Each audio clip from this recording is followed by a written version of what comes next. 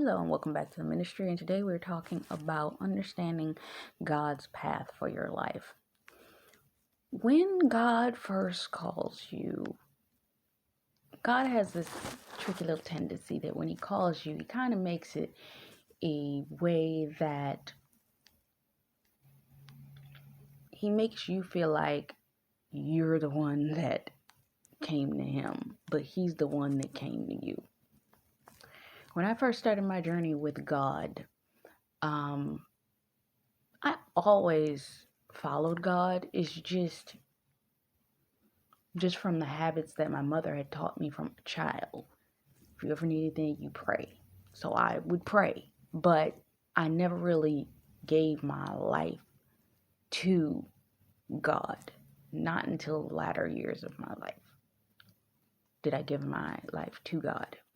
It was about 8 years ago.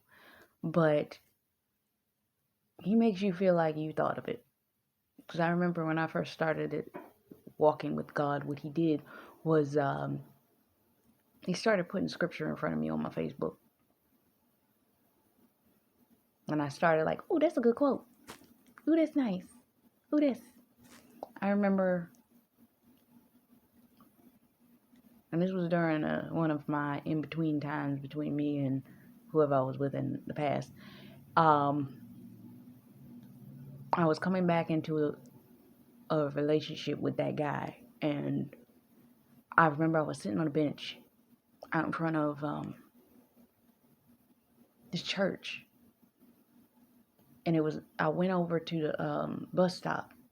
And this old white guy came up to me. And he said, oh, did you just come out to church? And I was like, no. And he said, do you believe in God? And I was like, but he phrased it in such a way as if it was a question. Do you?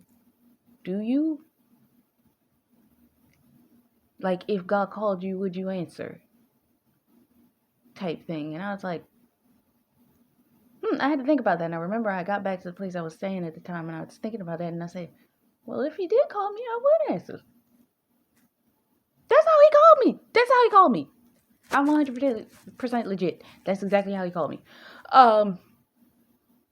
And the confirmation of that call was, you ever see them old Facebook memes? People may never believe this, but this is exactly what happened. I met that guy, and not too long later, I was on Facebook. And it was the meme. Jesus calling, would you answer? Cell phone saying yes or no. And like, decline the call or answer it. And I was like, and every time I saw it, I never typed anything to the post, but I would just say verbally, yeah. Don't say that unless you're ready. Don't say that unless you're ready. Because I wasn't ready for what happened next. Because that's the way He called me. And like I said, He makes you think that it was your idea. So, that's what happened. And He starts you on a jolly process where He starts, I'm going to send you scripture. And at the time that He called me, about 2 years prior to that, I had bought a Bible and packed it away. Because I called myself, I'm going to try to read through this thing. Didn't work reading the book. I think I got through actually I got through Genesis. I got through part of Exodus.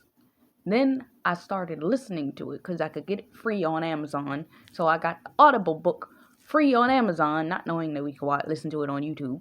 So that's how I started listening to the Bible. But I fell off. And this was 2 years later. He came back. And he started putting scriptures up on my Facebook. Then all of a sudden I started seeing a lot of scriptures on my Facebook. And like pages would pop up, and I liked the scriptural quotes that were being popped up in front of me. And something made me one night sit down and take all the scriptures from these posts that I was seeing and go through the Bible and actually highlight, check them off, and see Like, I was literally doing a Bible study and I didn't know it. And I was like, oh, okay. I said, let me just do that. And that's how he lured me in. And I was like, oh, okay. That's how he got me. And then when I finally really agreed to follow this God thing, I was like, oh my gosh. He has you go through the daisies experience, and it's like everything's going well, and I start praying and he's answering immediately and everything's working out correct for you. That's what it's like when you first start. He kind of lures you in before he starts to test you. And all the testing season to get you from this level to the next. Everybody you know start turning on you. You can't stand what they listening to. They can't stand what you listening to. It becomes a war zone where you're living at. And it's just like, what in the world? I thought we were good. What happened to the frolicking and the daisies part? But every time God needs you to elevate, he tests you in some way. Pass your test and you get to the next level. Pass the test, you get to the next level. And you go through a level of testing. Then God starts giving you wisdom and ideas and downloads, and he wants to first just see if you'll write down what he gave you. He brought somebody to me to prophesy to me, and technically I kind of brought myself to the person because I saw their ministry and I enjoyed what they were saying. It's the actual apostle you hear me talk about all the time. And I saw his ministry the first time, and he said that he puts his number in his information. So I said, let me call him. So I left him a message. During that time, I was in a 3-day consecration. He called me the day after the 3-day consecration ended. And he prophesied to me. And I actually had the audacity to start doing the work on what he prophesied. I wrote it down. I'm a very organized person. I wrote it down in a notebook, and I started writing out, like, okay, if this is what God's doing, then let me start focusing on these areas. So I started doing that, and he started giving me downloads, plans, websites, all of these kinds of things that were in alignment with what it was that he was calling me to do. I think it was after that, around the beginning of that following year, I got introduced to Lisa Nichols and online. She was doing something online, a 7-day challenge on how to write a book. And I said, you know what? That's what I'm going to do. The challenge ended, and from the time of about mid-February through to March, the end of March, I wrote my book. And at the time, I was seeing a therapist, because my godmother made me do it. And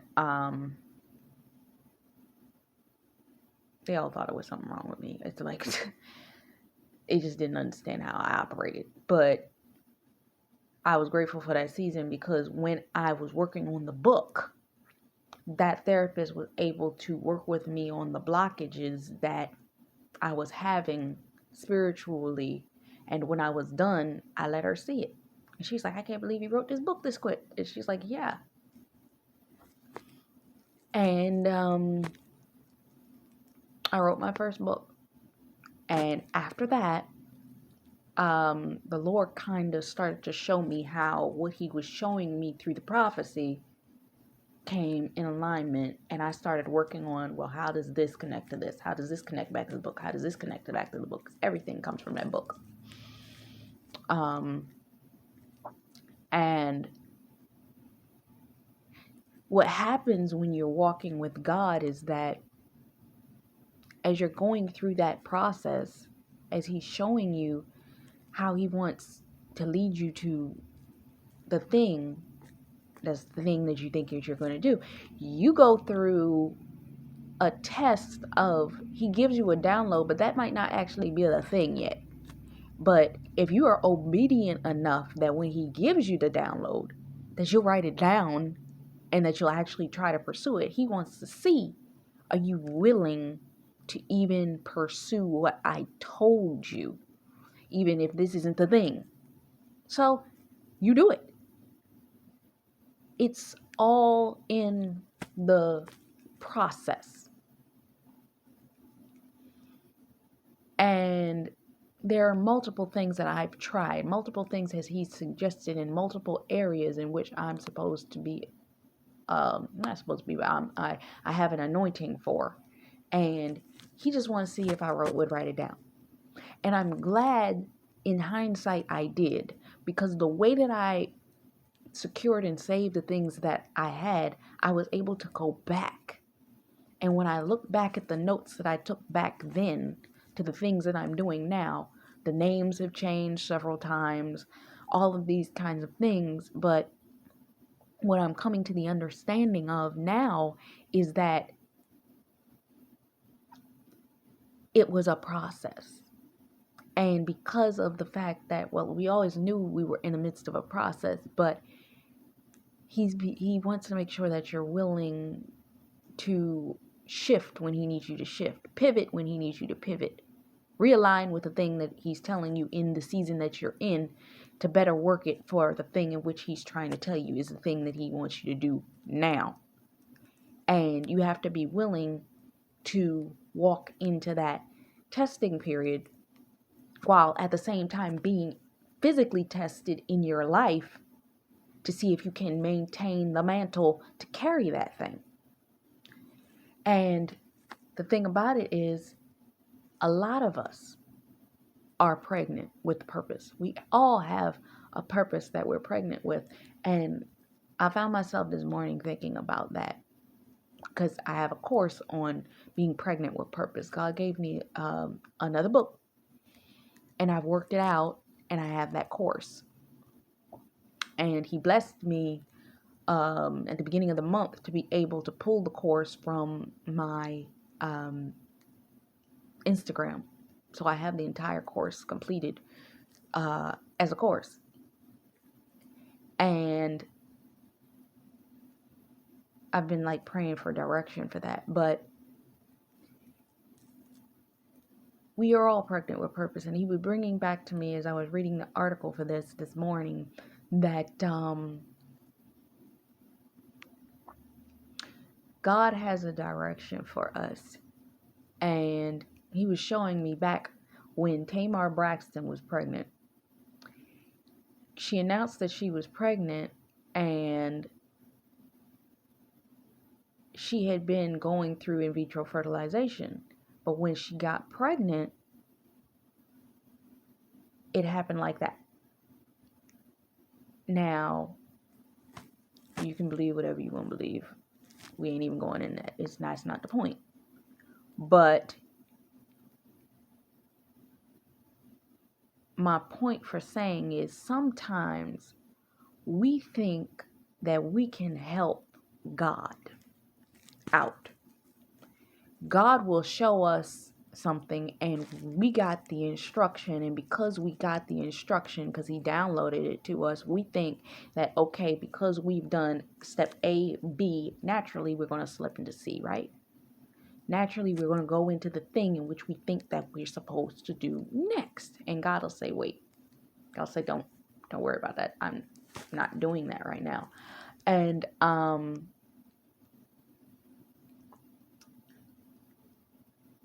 you have to be willing to pause on that until he says, this is where I want you to go.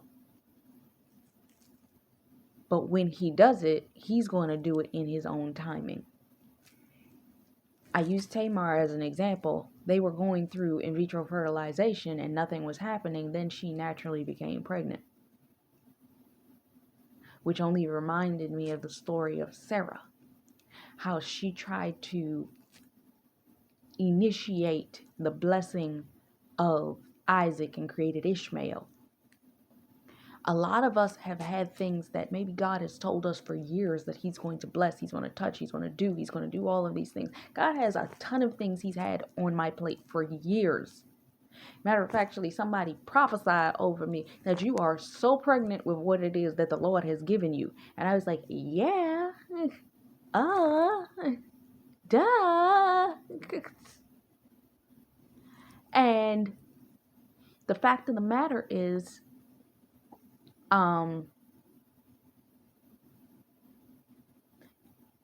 that it's an element to that thing. We can be pregnant with something, spiritually pregnant with something, and it can feel like we're being passed up, we're being passed by. I'm immediately brought to the thought, it was a post I made and I can no longer have access to it. I wish I had known that I wasn't going to have access to it, or I would have downloaded it the other day. But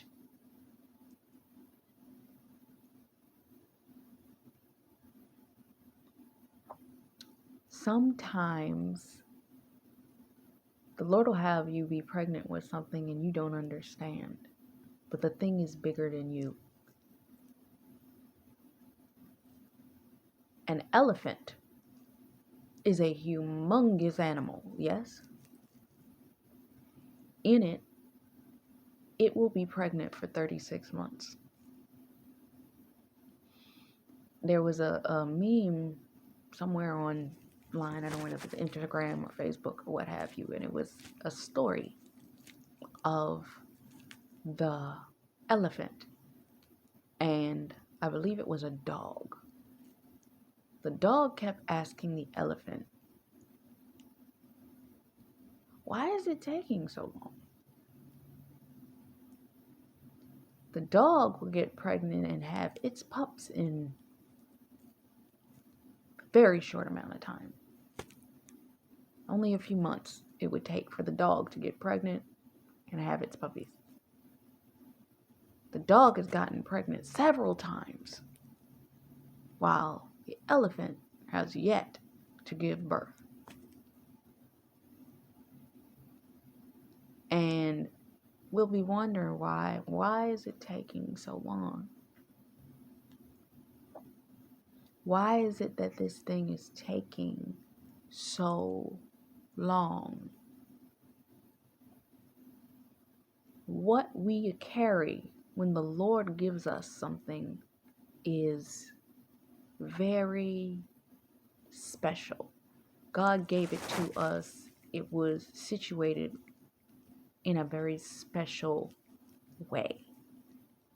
And because of that,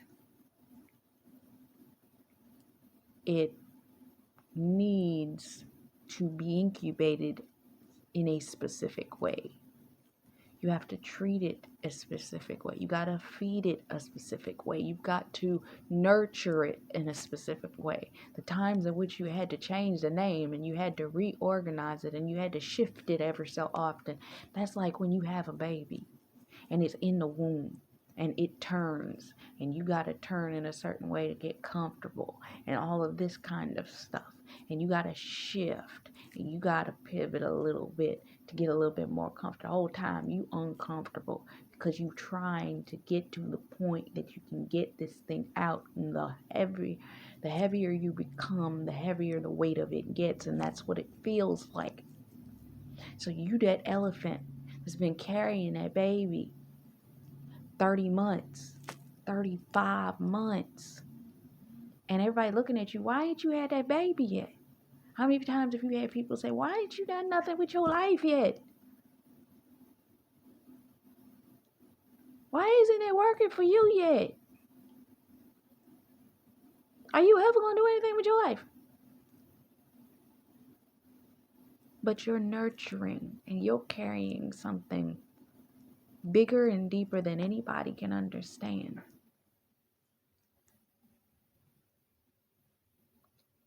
It can't just be birthed in 9 months. It can't just be birthed in 18 months. That's why it takes you 36 months for that thing to come out. Some of y'all have had something in your spirit for 3 years. But you try not to have that Ishmael.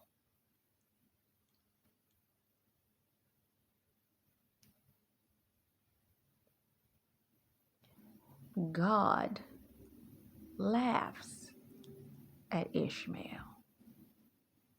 Sarah laughed at Ishmael. Or shall I say Isaac? God laughed at Ishmael. Sarah laughed at Isaac. We make plans. God laughs. I was listening to my coach this morning. It was only a blessing that the video was still there because she was supposed to delete it initially. And she said that there were some things that she was dealing with. And the revelation I caught from it was this. The reason that I had to wait so long was because I was carrying something special and because I was obedient enough to wait till the Lord said, okay, now. He was able to bless me. He was able to download more to me. He was able, and I would wait. Sometimes I would think to myself at times, especially when it comes down to y'all ladies that have been waiting on this God ordained marriage thing, when God would say that he's going to send the God ordained spouse. And sometimes I was like, God, when you ready? I don't need him before you ready. When you ready, you won't send him. I don't. And it's funny because just before this, what I'm teaching to you right now is coming from another article that I wrote several years ago. But as I was scrolling through to get to it, the article that came up before was something I wrote in relation to my God ordained spouse. There are a lot of things in my life that have not yet come to pass, and I know I've been prophesied that, and I got confirmation of that, and I got multiple confirmations of that. The reason that some of this stuff has not come to pass is because of the fact that I'm still waiting for the alignment of that relationship. And the Lord's given me wisdom as to why it's taking so long. But the fact of the matter is this. After listening to what my coach had to say this morning, I'm going to say it this way. It was in my obedience to wait that the blessing is going to come the way that it's going to come. To not have Ishmaels, to not try to make it work my own way. And I used to always wonder, God, she moving forward, she moving forward, she moving forward. I want to move too. And God said, wait. And when he said, wait to me, I said, okay. And from what she was expressing in that broadcast, which I will not share because it was private to her, it showed that's why this is coming the way that it's coming, is because you are willing to wait. I'm willing to wait on my God ordained spouse. And he's shown me certain things in relation to my obedience for being willing to wait, one, on God, and willing to wait for the spouse that the Lord has shown me. I always tell God, look, I don't want him half baked. I don't want him half done. If he needs to do something, let him finish what he got to do. I'll still be waiting here. Matter of fact, I'll share this much. In a dream several months back, I remember we had not interacted, but we were in the same space. And I got up to go to where he was, and he gave me, the gesture that people give. Wait a minute. And I just turned around and sat back down and waited.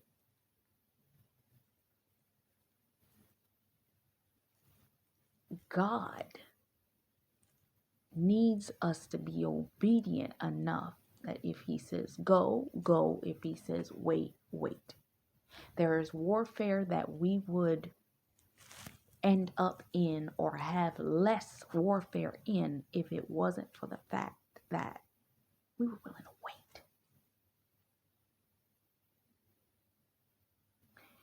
I'm always very cautious about the things that I share, who I share it with.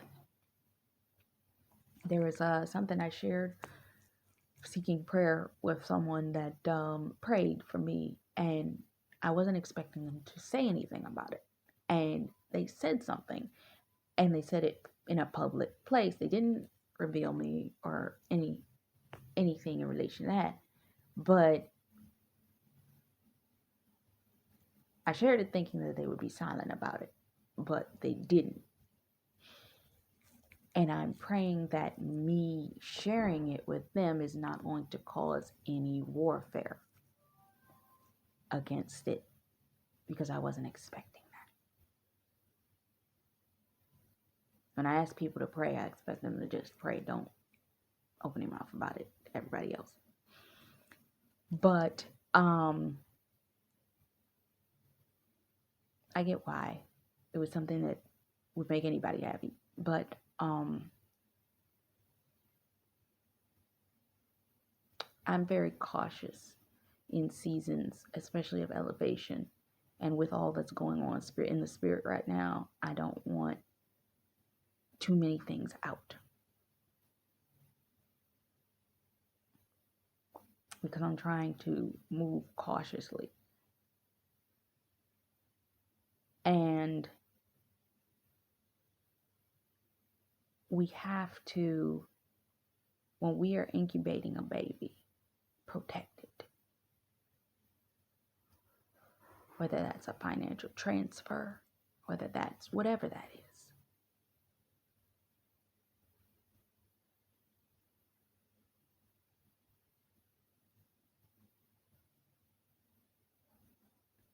You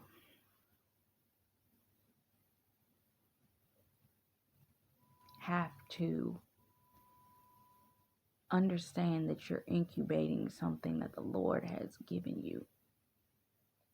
And you have to understand the path in which He's taken to give that thing to you is not going to always look like what you would expect. And because it doesn't look like what you would expect, you have to be cautious in the route in which you take in order for that thing to come together and you hold it close to the vest. Because certain things the Lord has given you, shown you, or developing for you, you got to protect it. You do.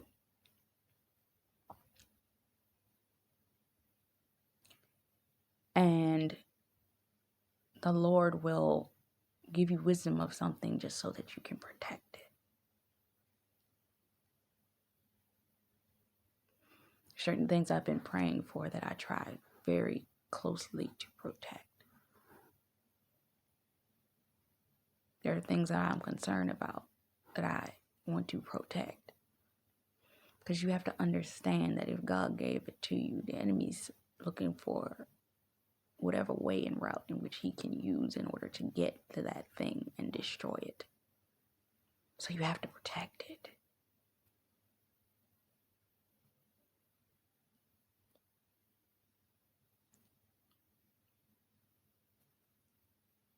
You have to learn to walk with God and trust God. And that's something else that my coach was talking about. You have to be willing to wait. You can't jump the gun too soon. You can't talk too soon. You can't do anything too soon. It's about protecting the baby before, when it's a newborn. You don't take the baby that just came out, ain't been out your womb longer than 3 seconds, and let people go breathe on that baby. You don't take it out in the atmosphere like that. You don't let people be all up on it like that. You take your time. You nest. You learn how to function with this new thing in your life. That's what's going to happen with relationships that are going to come into your life. Friendships that are going to come into your life. Your parenting season. And the things in which you are seeking to put your hands to. You have to understand the path in which God takes to take you through, because he's testing you at every level just to see if you're willing to protect what he's given you. And then he gives you a little bit more. Then he gives you a little bit more. Then he gives you a little bit more. Protect babies. And when it comes together, in the timing he says it's going to come together, you're going to see the shift. It's going to be massive. Transformational. But you got to follow and understand God's path and the way he works. So I'm not going to belabor this point. No pun intended. But I hope this blessed you. Until next time, much love, faith, peace, and blessings.